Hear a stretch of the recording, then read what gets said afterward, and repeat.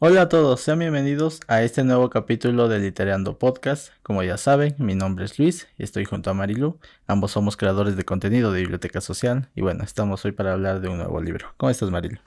Yo muy bien, aquí muy festiva, ya que mañana es nuestra fiesta nacional como tal, entonces, pues bueno, me vine con la temática. Ah, qué bueno. Y bueno, ya que tú me dijiste que te podía hacer una pregunta de Perú, ¿cuándo fue la fiesta de Perú? Bueno, pues yo te pregunto, más bien te digo qué me quieres preguntar de México. Bueno, eh, ¿qué se siente vivir en uno de los países que tiene la comida más rica del mundo? Ay, pues es que, ¿qué te digo? La comida es exquisita, eso que ni qué. Y pues no es que sea la comida más rica del mundo, puesto que cada quien va a tener su platillo y así, ¿no? Pero sí, es una de las comidas más ricas del mundo y es reconocida como tal. Y además que hay mucha diversidad, ¿no? Aunque muchos creen que nuestra comida se basa en tortillas, pues están muy equivocados. Y a pesar de que sí, muchas cosas las hacemos con la tortilla, cada guiso tiene un sabor diferente. Gracias por esta aclaración. Pero bueno, cuéntanos, ¿qué vamos a hacer hoy? Bueno, hoy vamos a hablar de Los Albañiles, una novela de Vicente Leñero. Y pues bueno, les voy a narrar un pedacito para más o menos vayan viendo de qué se trata la historia. Y nos cuentan de el ingeniero Zamora compra un terreno en la avenida Cuauhtémoc para hacer un edificio, el cual le dé experiencia a su hijo Federico, ya que estudió la misma carrera que él como ingeniero y pues vaya adquiriendo experiencia. La novela comienza ya cuando los albañiles están trabajando en esta obra y don Jesús el velador, que tenía ciertos problemitas ahí con fiebres de paludismo y cosas por el estilo, empieza a narrar todas sus historias, ¿no? Desde que salió de su tierra, por así decirlo, luego se fue a trabajar a las minas de Zacatecas, estuvo en Querétaro y pues en varios lugares de la República como tal. Entonces, después de esto, este todo se lleva en torno a un asesinato, que es el asesinato de Don Jesús. Y se empiezan a mover los personajes con respecto a y empezamos a conocer sus historias. Entonces, para no hacerles más spoilers, les voy a dejar hasta ahí. Y pues ahora sí, a partir de aquí y adelante haremos pues los spoilers de siempre. Y pues empecemos con los personajes. Bueno, gracias por ese pequeño resumen. Y para empezar con los personajes, vamos a empezar primero con Celerina, la cual es la hermana menor del plomero dentro de esta obra, que es Sergio García. Celerina es un personaje que digamos que no tiene tanta aparición dentro de la historia, pero tiene una gran relevancia, porque alrededor de las personas que rodean se especula que está el asesino del velador. Como personaje aporta lo suficiente. Sí me hubiese gustado tal vez un poco más de interiorizar en el personaje, ver qué piensa, qué opina de los diferentes escenarios en los que se ve envuelta, ¿no? Sí, obviamente, pues sí, como que nada más la vemos llegar con el lonche ahora sí del hermano y e irse, ¿no? Y un poquito con Isidro y realmente su interacción es muy poca, pero su papel pues es importante como tal, ¿no? Ya que Isidro se enamora de ella y pues ella es una niña de 14 años todavía medio inocente, al igual que Isidro, que tiene creo que 15 años, algo 15 así, años. Uh-huh, y que todavía tienen esa pues inocencia, ¿no? O sea, uh-huh. todavía son niños, pubertos adolescentes, pero niños a fin de cuentas, ¿no? A esa edad, pues, estamos en pañales. Pero sí, es un personaje que trata de ir por un camino bien, por un camino recto, hacerle caso a su hermano, seguir las normas de su casa, de cierta manera, pero obviamente pues le da las curiosidades de que sería pues tener un novio, estar con alguien más, o sea, obviamente pues las curiosidades de la edad. Sí, pero bueno, vamos al siguiente personaje. bueno, los siguientes personajes, perdón, en conjunto, que son el ingeniero Zamora y Federico Zamora, su hijo. Son dos ingenieros civiles, el papá ya con muchos años encima, por la edad me refiero, y también con muchos años encima de experiencia en lo que es construcción. El hijo es recién egresado, no tiene mucha experiencia en el campo, tal vez tiene cierto nivel de conocimiento en la teoría, más o menos se podría decir, pero porque tiene el título, pero más que eso no tiene mucha experiencia en el campo como tal. Y entonces vemos ahí un choque entre ambos, además de generacional, un choque familiar. Sí, mira, por un lado está el ingeniero que ya tiene la experiencia y que a lo mejor quiere que su hijo pues tenga esa experiencia como tal, que adquiera esa experiencia y obviamente, o sea, la experiencia se gana en el campo, como por así decirlo, en el área en la cual te estás especializando, pero también necesitas de alguien que te guíe. O sea, no nada más es llegar y darle una obra. Creo que pues ahí el papá comete ese error. Y pues el hijo, entre que pues está acostumbrado a estirar la mano y que le den todo y tenerlo todo fácil, pues no es como muy de llevar bien la obra, ¿no? Ni de tener muy bien los puntos claves para ser un buen líder, ¿no? Llevar la obra, ser un buen líder, llevarse bien con los albañiles como tal, que lo respeten. O sea, para nada sabe dónde está parado. O sea, no tiene ni idea. Sí, tanto es así que los mismos albañiles llegan a burlarse de él y el mismo papá lo cuestiona demasiado. Mira, entiendo, como te digo, la parte del padre, entiendo la forma de pensar, porque el padre, me imagino, bueno, esto no nos cuentan, pero me imagino yo, en sus inicios también en esto de la construcción, sufrió pues abusos tal vez. Bueno, me refiero a abusos laborales, ¿no? O Obvio. sea que seguramente también se burlaban de él o le hacían mandados de esos especiales también, por ejemplo, pero al querer que el hijo no pase por eso, perdón, el padre le da una responsabilidad muy grande, tan grande que, siendo sinceros, el título no lo cubre. Como lo digo, el título no lo es todo. Sí, es una herramienta, sirve, ok, pero no lo es todo.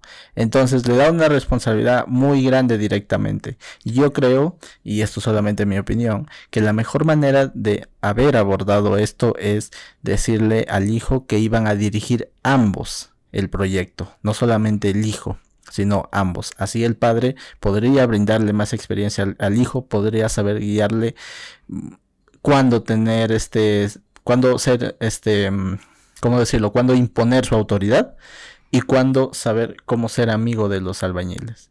Entonces, él hubiese sido mejor que lo desarrollaran, bueno, que la idea se hubiese planteado así, ambos manejando el proyecto. También opino igual, pero pues vamos al siguiente personaje que es el Patotas. El Patotas es uno de los albañiles que pues bueno, ya ha estado trabajando con varios de ellos.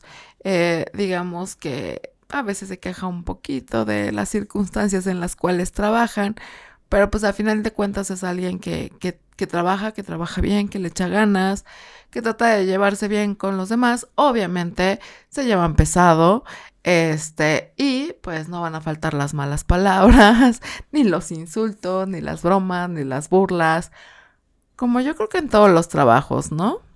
Bueno, es muy característico de esta área de trabajo de albañilería, perdón, encontrarse pues a diferentes personas, ¿no? Con diferentes comportamientos.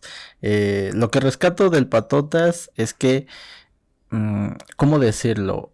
Por momentos siento que es el que mejor maneja la ironía en sus comentarios. Sí. Y también recalcar solamente esto que me gustó también la interpretación que tiene en la película. El actor que hace del Patotas. Resortes. Bueno, él me gustó cómo le da esa algarabía, tal vez por así decirlo. Esa expresividad, perdón, del personaje. Me gusta eso. Bueno, te falta ver más películas de resortes como tal, porque resortes es muy característico por eso. Ah, bueno. Entonces, sí, es muy interesante. También ven la película, no nada más lean la novela, está muy, muy bien. Y pues seguimos con el siguiente personaje, que es Sergio García, que es el plomero, que es el hermano de Celerina como tal. Y pues nos cuentan de este personaje que en un principio él iba para ser cura, estaba en el seminario, estaba estudiando, pero pues por ciertas circunstancias sale del seminario. Dicen por un lado que lo corrieron, él dice que él tomó la decisión de salirse del seminario. Bien, no dicen por qué, pero lo dan a entender, ¿no? Ujú. Y pues nos dan a entender que el chico era pues homosexual, ¿no? Como tal. Bueno, hay, se podría decir diferentes hipótesis y tal vez sí sería esa una. Eh, Como lo dices, no nos deja exactamente bien claro por qué, pero creo que ese misterio es parte del personaje, algo muy interesante, porque cómo te lo va describiendo el autor en el libro, tú dices, calzaba perfectamente para el sacerdocio, porque te presentan como una persona tranquila, este, muy pacífica a pesar de todo lo que le pasa, muy pacífica y también muy devota. Eso se muestra en su trabajo dentro de la construcción, pero me imagino que en cualquier otro trabajo era igual. Entonces, claro, viene la duda de por qué lo separaron. Entonces, sí, la hipótesis que muestra, que me, que me estás diciendo sí es cierto, podría ser, pero no nos dejan en claro Sí, exactamente. realmente no nos dejan en claro qué es lo que pasa con este personaje. Y pues sí, es como muy interesante. Aparte de que pues tiene que cuidar a sus hermanas, a Concha, que ya está casada, pero pues el marido está sin trabajo y bla, bla, bla, ¿no? Entonces, por otro lado, pues está Celerina, que es una niña de 15 años, sus papás fallecieron, entonces el que se tiene que hacer cargo de sus hermanas y ver por ellas, pues es él, ¿no? Entonces Ujú. también dice que es un motivo para haberse salido del seminario. ¿Cuál sea la verdad? Pues quién sabe, el escritor lo sabrá, ¿no? Pero Pero bueno, muy interesante ese ambiente de misterio del personaje y sobre todo que hay una parte donde se podría decir tratan de sacarle una confesión a fuerza, pero a pesar de que por momentos sí se siente que se exalta un poco, a pesar de eso, dentro de todo ese ambiente, siento que es muy tranquilo. no pierde la cordura como tal, o sea, Ujú, no explota como muchos solemos hacerlo, ¿no? ujú. Y pues bueno, es como interesante, la verdad. Se me hizo interesante el personaje, me llamó mucho la atención. Pero pues seguimos y el siguiente es Jacinto Martínez, que bueno, viene siendo el ayudante de el Maestro de... maestro de obra o oficial de obra, como quieran llamarle. Y pues nos narran que este personaje pues vivía en provincia, por así decirlo. Tenía un hijo, el cual él adoraba y amaba y convivía demasiado con él, se sentía muy identificado con su hijo, pero pues por un accidente su hijo fallece y pues obviamente el dolor, ¿no? De perder a tu hijo, pues sí le cala y tan es así que se viene a la ciudad y empieza a trabajar primero en carpintería y ya después pues en construcción con Álvarez, ¿no? Como tal, se hacen amigos y pues por ahí también hacen ciertas cosas que si por un lado Jacinto siente que está mal, pues no pone un alto como tal, ¿no? Digamos que mientras se va desarrollando la historia, el escritor te va dando por ahí ciertas luces un tanto distorsionadas de que cada personaje que está involucrado en esta historia tiene un pasado un tanto incierto, perdón. Y sí, te llama a explorar. Pero cuando describió el pasado de Jacinto, la forma como describió, justamente que hablabas de eso de la pérdida del hijo, se siente el dolor en cada palabra. Porque, él lo menciona en un momento, y esto es spoiler, él no tenía netamente necesidad de salirse de su pueblo, o que necesitara al 100% el dinero, porque él dice que era muy respetado, muy querido en su pueblo y que también conseguía trabajos bien remunerados y prácticamente él era como la persona que sabía de todo dentro del pueblo y por eso tenía constante trabajo y también no le faltaba el dinero, ¿no? Pero de repente sucede este accidente y obviamente como como cualquier otra persona reaccionaría, es querer alejarse de ese dolor. Y obviamente para él seguir en ese lugar representaba el seguir dentro de ese dolor. Pero los momentos donde manifiesta ese dolor ya estando en la ciudad son justamente esos momentos donde se pone a tomar, ¿no? Entonces, el ambiente que se siente con amigos, entre alcohol, todo eso es propicio para que se desahogue. Y la forma, lo vuelvo a repetir, la forma como lo narra, se siente el dolor en cada palabra. Tanto que sí, cuando terminó su historia, sí se me hizo un nudo en la garganta. Sí, la verdad es que sí duele, obvio. O sea, y más como te lo están narrando y te lo estás imaginando. Si dices, a ver, espérame tantito, no, déjame respirar 2 segundos y ahorita sigo, ¿no? Porque sí, es un momento en el que sientes el dolor del personaje, sientes el dolor de la pérdida y entiendes, ¿no? Obviamente muchos nos alejamos del dolor como tal, pero también tenemos eso de que de repente algo nos está como sonando y pues nos vamos al alcohol, ¿no? Para sentirlo con ganas. Entonces, pues es un tanto controversial, pero muchos lo hacen, ¿no? Y pues otra de las cosas que él, pues quería era justamente con Isidro, uno de los peones, era pues hacerlo un hombre, ¿no? Ayudarle, guiarlo por ciertos caminos, ¿no? Como tal, trataba de cuidarlo, trataba de ver por él. ¿Y por qué? Pues porque le recordaba a su hijo, obviamente. Además llevaban el mismo nombre. De hecho, hay que hacer una aclaración. Esta historia, bueno, este libro fue publicado en 1960 y algo, ¿no? La verdad es que no recuerdo exactamente la fecha, pero vamos a hablar en general de los años 60 del siglo pasado. Recordemos que era un contexto social muy diferente. Bueno, sobre todo lo relacionado a, ¿cómo decirlo? Al respeto hacia la mujer, sobre todo, pero hay todavía algunos problemas sociales que se mantienen hasta ahora, pero a lo que voy es que los consejos que le daba Jacinto a Isidro, sí entiendo que eran buenos para guiarlo de acuerdo a su perspectiva, pero solamente hay que entender que era una perspectiva de acuerdo a la época.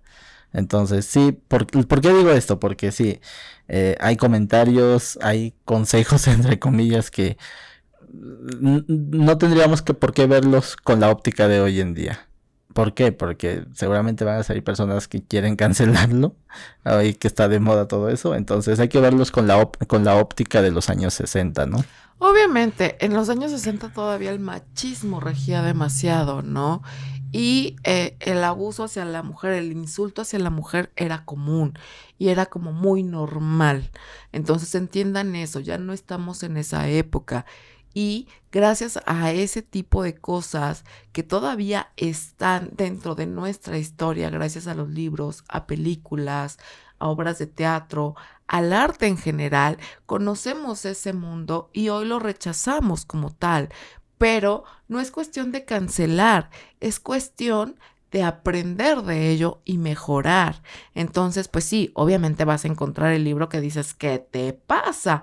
Pero, pues, son contextos de la época como tal, ¿no? Y era muy normal, que ahora ya no es normal y que debemos de guiarnos hacia las personas con respeto, ya es otra cosa. O sea, por ser persona merece respeto, sea hombre o sea mujer. No tenemos por qué burlarnos, ni ofenderlos, ni mucho menos. Entonces ya las cosas son diferentes y hay que ver ese punto de vista. Uh-huh. Pero bueno, seguimos y vamos con Álvarez, que es el maestro de obra como tal. Una persona con sus amigos leal, pero digamos que un poquito mano larga, tal vez, un poquito corrupto, tal vez.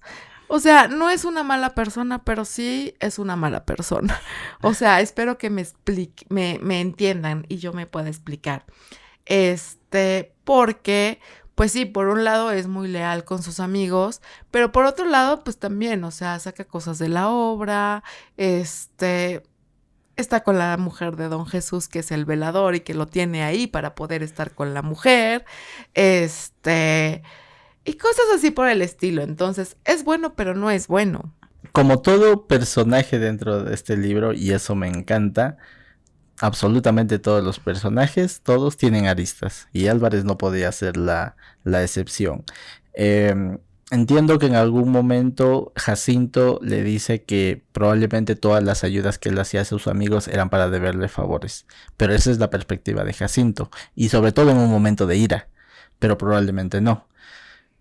No sabemos a profundidad eso, porque créeme, o sea, a veces sí es cierto, a veces haces cosas desinteresadas que hasta cierto punto podría ser considerado, perdón, ilegal. Y a veces sí haces cosas que están dentro de lo legal, pero ya lo haces con un interés propio. Entonces siempre hay de todo.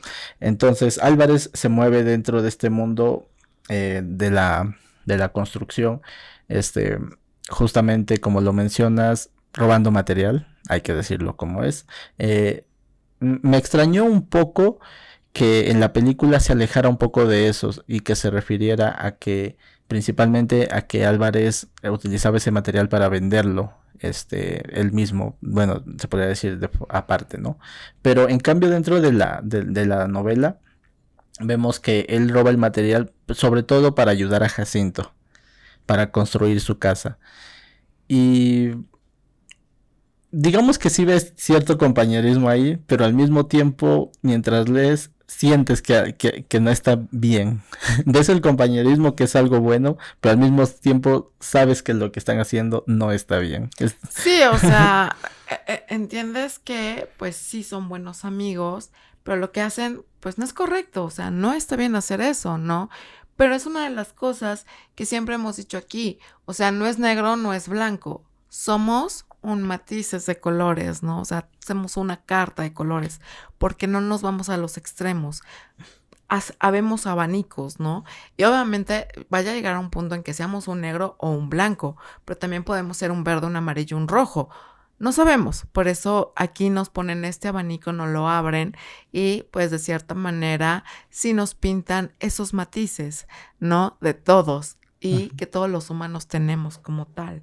Pero pues bueno, nos vamos con Isidro, que es un peón, como lo decimos, de 15 años, enamorado de Celerina, pero también muy pegado a Don Jesús, que era el velador y que digamos, pues según esto lo aconsejaba, le daba consejos con respecto a la vida y a las chicas, pero los consejos, válgame Dios, o sea, no, por favor, no, por favor, no, por favor. Pero, recordemos la época, o sea, si ahorita dices, no, un consejo de esos, o sea, te rompo la cara, ¿no? Pero, pero en aquella época, pues sí, era lo que se utilizaba como tal. Y otra de las cosas, pues que era un chico que en su casa, pues si bien su mamá no lo aceptaba del todo, lo sacaba, no nos dicen por qué, no nos lo explican, pero pues de cierta manera dan a entender algunas cosas por ahí, ¿no? Obviamente este libro no es para menores de edad, ya es para mayores de edad que entienden un poquito más cómo se mueve el mundo, ¿no? Entonces, pues bueno, nos ponen ahí una cierta perspectiva, entonces él pues en vez de irse a donde su mamá lo mandaba para pasar las noches, él se iba con Don Jesús a pasar la noche y se dice que la pasaba muy calientito. Bueno, como todo joven, adolescente de 15 años, ya sea en esta época o en épocas pasadas, a esa edad es inexperto tanto para el trabajo de albañil como para la vida. Obvio. Entonces, obviamente se encuentra con personas ya más expertas y cada una, digamos que tiene su forma de aconsejarle. Y vemos, obviamente, un personaje totalmente conflictuado por cuál camino de todos estos que todos me proponen sigo. Se apega más a Jesús como lo mencionas, sí. No puedo decir que esté bien, no puedo decir que esté mal, simplemente digo que está mal el hecho de que se haya acercado tanto a Jesús por lo que sucede después de que él empieza en la obra, ¿no? Lean el libro, es realmente muy interesante. No quiero hacer mucho spoiler, pero lo que más resalta de este personaje justamente es eso, la inexperiencia. La inexperiencia, la inocencia, la edad como tal, ¿no? Que sí, o sea, a los 15 años, pues estamos en babas, o sea, todavía se nos cae. Entonces, pues sí, ni idea de cómo vivir, ¿no? Si a estas alturas del partido de la vida dices, ¿y ahora para dónde? Imagínate a los 15 años, no tienes ni idea. Pero pues bueno, sigamos y pues ahora sí vamos con nuestro principal protagonista, que es Don Jesús, que como lo venimos diciendo es una persona ya mayor que sufre de fiebres de paludismo como tal, por lo tanto pues tiene ciertas alucinaciones. Él cuenta que él vivía en una casa grande y que su familia era de dinero, pero que su papá lo mataron a machetazos, los endemoniados, y que seguramente también iban a ir por él porque estaba marcado. Su esposa lo manda al hospital psiquiátrico del Castañeda, que los que están en México deben de saber realmente qué era el Castañeda, y los que no, pues se los dejo de tarea, investiguenlo, porque era un centro psiquiátrico, vulgarmente dicho manicomio, que pasaron muchas cosas ahí. Entonces investiguen el Castañeda aquí en la Ciudad de México para que sepan más o menos de qué estamos hablando. Y pues un doctor vio que no estaba tan mal de la cabeza, o sea, sí sufre de las fiebres de paludismo como tal, y entonces lo ayuda a escaparse del manicomio. Y pues es como llega a estas obras, porque conoce a Álvarez y empieza a trabajar con ellos, pero pues obviamente tiene sus ataques, tiene sus cosas. Entonces obviamente cuenta sus historias y todos dicen son cuentos, son sus cosas, son porque no saben realmente qué tanto sí vivió y qué tanto son las alucinaciones que ha tenido por la fiebre del paludismo. Entonces pues le dan por su lado, ¿no? Y el que viene pues ahora sí que a estar con él, porque pues obviamente la inocencia lo marca, es Isidro, y pues este señor pues abusa un poquito de eso, ¿no? Como tal. Siempre he escuchado esta frase de no se le desea la muerte a nadie, pero personajes como Jesús te hacen cuestionarte eso. Y no es que le desee la muerte a alguien, simplemente digo, mm, ¿qué hacemos con personas tan complejas? Por decirlo menos, complejas. Un personaje que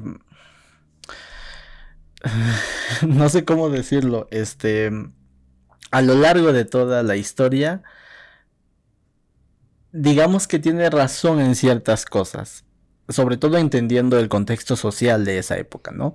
Tiene razón en ciertas cosas. E incluso te diría, arriesgándome a que me cancelen, tiene cierta razón en algunas cosas hasta hoy en día. En algunas, no en todas. Aclaración. Pero fuera de eso, su forma de actuar es muy, muy indignante. Y creo que tanto para una persona que haya vivido ese contexto de los años 60, como para una persona en la actualidad.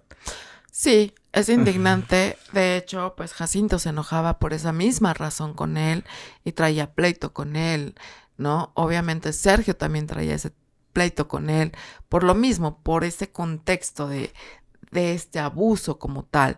Entonces, no les queremos hacer spoiler y tampoco queremos profundizar en el tema porque es un tema muy delicado. Pero lean la novela, lean el libro para que entiendan más o menos de lo que estamos hablando y pues se forjen una opinión. Porque sí, de repente ves al viejito bonachón, pero también ves al viejito descarado, ¿no? Y eso es por decirlo menos. Sí. Entonces, sí es un personaje un tanto complejo. Como lo digo, todos tenemos nuestros matices, todos tenemos nuestros traumas, nuestras frustraciones, ¿no? Pero es interesante cómo describe el escritor a este personaje. Todos tenemos matices en lo absoluto, pero este personaje ya tiene matices que se acercan más a lo oscuro, ¿sabes? Sí, o sea, ya está en el lado de las sombras. Ya sé. Sí, no hay luz, es el lado de las sombras. Aunque digan que no todo lo que es luz es bueno y no todo lo que es oscuro es malo, pues aquí lo tenemos justamente, porque por un lado tú lo ves un viejito que a lo mejor sí le ha ido mal y que necesita cierta ayuda, pero no es bueno. Pero bueno, vamos adentrándonos ya a los recursos literarios para avanzar. La novela tiene narraciones en primera y en tercera persona. Ahí da sus ciertas intermitencias. También por otro lado agregar que para algunos tal vez no les guste, y es que da saltos de tiempo un tantos, ¿cómo decirlo? De imprevisto. No están separados por capítulos estos saltos de tiempo. Simplemente los maneja, por ejemplo, dentro de un mismo relato. Entonces, tal vez para algunos se les hará confuso. Espero que no, que puedan disfrutarlo. Para mí estuvo bastante bien, me gustó. Supe cómo seguir el hilo de esas historias en esos saltos de tiempo, ¿no? Y otro detalle. Esta novela se podría catalogar como dentro de dentro de una novela negra, porque hay que entender que su enfoque, más allá del crimen o del asesinato, es todo lo que rodea a este. Y obviamente describiendo con cierto nivel de violencia el asesinato, el crimen, ¿no? Obviamente está dentro de lo que es la novela policial, pero no se enfoca tanto en la parte de la investigación del asesinato como tal. O sea, no se enfoca en un detective, sino es más bien qué conflictos hay alrededor del problema, ¿no? Como recurso esto es muy atractivo, sobre todo el asesinato, y empezamos ahí, lo primero que nos va narrando es el asesinato, y a partir de ahí cómo se desarrollan los otros personajes. Eso me gustó mucho. Sí, es algo que gusta, pero al final es algo que frustra. Me quedé frustrada y yo así de, ¡Ey! ¿Qué pasó aquí? O sea, a ver, dime. Pero es muy interesante cómo lo termina. Y justamente la película también nos da eso, ¿no? Justamente nos da el mismo final que el libro y es muy, muy interesante. Yo les recomiendo que primero lean el libro y después vean la película. La verdad es que ambas versiones son muy interesantes y sobre todo la película no puede abarcar tanto como lo abarca la novela, ¿no? Sí, por eso siempre es importante leer el libro antes que ver la adaptación, ¿no? O un cómic, por ejemplo. Pero sí, como lo mencionas, tal vez para algunos les va a ser un poco frustrante, sobre todo el final. De hecho, sí, para mí al principio me quedé como... ¿Qué? ¿Qué? Y luego, este, digamos que volví a dar una releída al final, 2 releídas de hecho le di para entender qué estaba pasando. Y después, o sea, digamos que pude entender mejor. Fue por ahí un alto y bajo, y entendí más o menos cuál era la idea del escritor al final. No se frustren si es que llegan al final y por ahí hay algo que no les guste. Simplemente tal vez traten de recapitular todo lo que ha pasado en la historia. Ajá, sí, realmente traten de recapitular y de ver, de tener la visión que tuvo el escritor y el por qué lo hace así. O sea, atrapa, de verdad atrapa. Pero bueno, nos vamos ya con los temas y pues tenemos las dificultades sociales. Como lo venimos hablando alrededor de todo el capítulo, cada uno tenía sus circunstancias, sus situaciones y obviamente, o sea, la mayoría de los albañiles como tal en aquella época venían del campo. ¿Por qué? Porque en el campo ya no había trabajo, ¿no? Y se venían a la ciudad con la esperanza de adquirir algo más, ¿no? De poder tener un sostén para ellos y para su familia, pero pues se topan obviamente con que no van a tener el mismo trabajo que en el campo porque pues ya es una ciudad, ¿no? Y la ciudad pues no se va a comparar con, o sea, ya es algo diferente, entonces o encuentras pues trabajo de obrero, trabajo de carpintero, trabajo de albañil o de plomero, de muchas cosas que no tienen nada que ver con el campo como tal.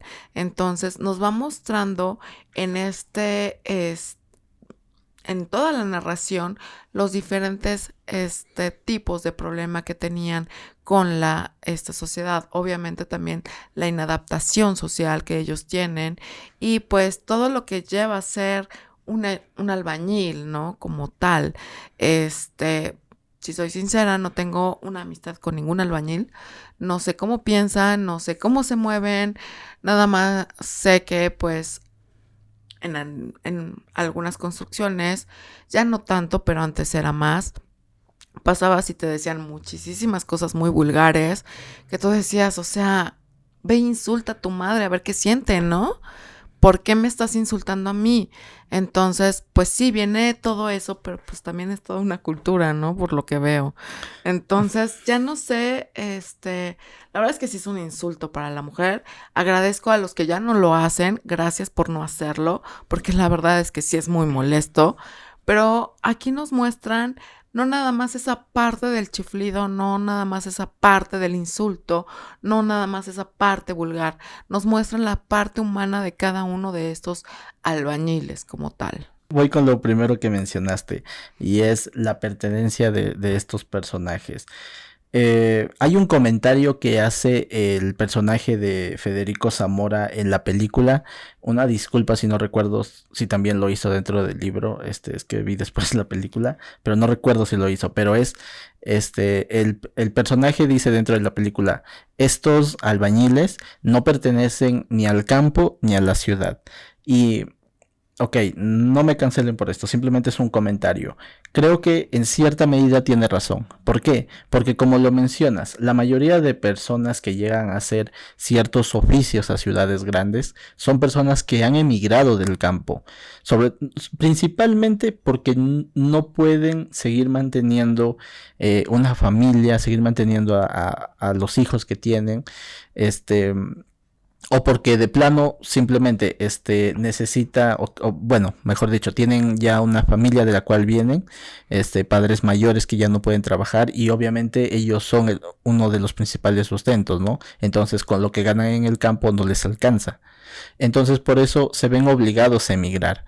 Y claro, dentro de la ciudad se topan con que es un panorama completamente diferente. Entonces no pueden hacer los mismos oficios que hacían en el campo que en la ciudad, porque obviamente son contextos muy diferentes. Entonces, sí, hasta cierto punto entiendo por qué dice el personaje esto, porque por un lado es el conflicto. El conflicto de ya no estoy en ese panorama que estaba, pero era lo único que sabía hacer. Ahora me encuentro acá. ¿Qué me queda? Pues sí, justamente recurrir a esos trabajos, ¿no? A esos oficios de albañilería, carpintería y todo. Que después ya es todo un ciclo de especialización, sí. Como lo dije, por ejemplo, en el capítulo pasado, pero ya ese es otro tema. El detalle es que, como lo digo, hasta cierto punto tiene razón en eso. Pero, por otro lado, también hay que ser sinceros. Muchos de los empresarios o de las empresas que contratan a las personas que no tienen experiencia en estos oficios les pagan demasiado mal y también son tratados muy mal. Entonces, ¿cómo quieres que un ayudante, no sé, de carpintería o de albañilería, como es en este caso, se pueda enfocar mejor en el trabajo si no tiene un buen sueldo? Por otro lado, también está el problema de la experiencia, porque como lo digo, no tienen muchos, no digo todos, pero muchos no tienen experiencia en estos oficios. Entonces, es un punto en el cual creo que sobre todo las empresas deberían buscar un equilibrio. Saber cómo dar oportunidad, al mismo tiempo que entiendo que busquen a gente con experiencia, pero también saber dar oportunidades, ¿no? Sí, de hecho, ese es un pan de cada día porque muchas veces, y no nada más les pasa a la gente que viene de otros lados y que no tienen la experiencia, ¿no? Sino también quien termina la carrera y te piden 2 años, 3 años de experiencia y tú acabas de terminar la carrera, o sea, ¿de dónde vas a sacar la experiencia? O sea, ¿te la sacas de la manga o de dónde?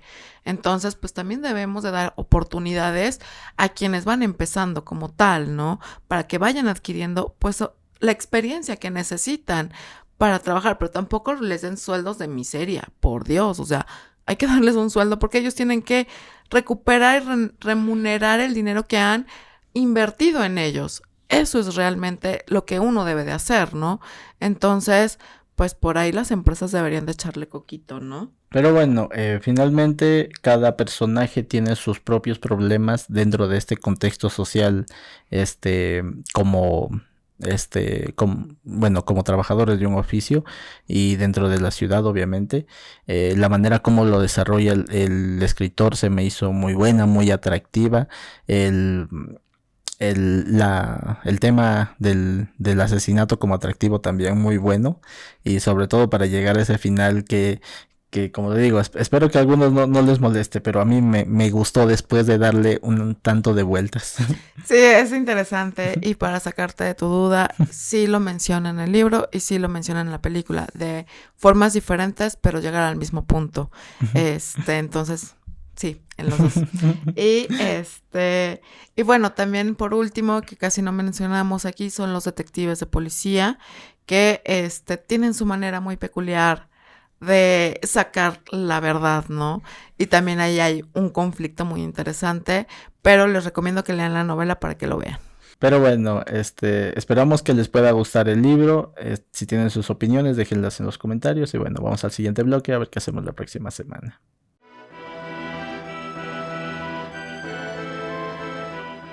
Y bueno, ya estamos de regreso aquí en Litereando Podcast para ver qué hacemos la próxima semana. Cuéntanos, Marilu.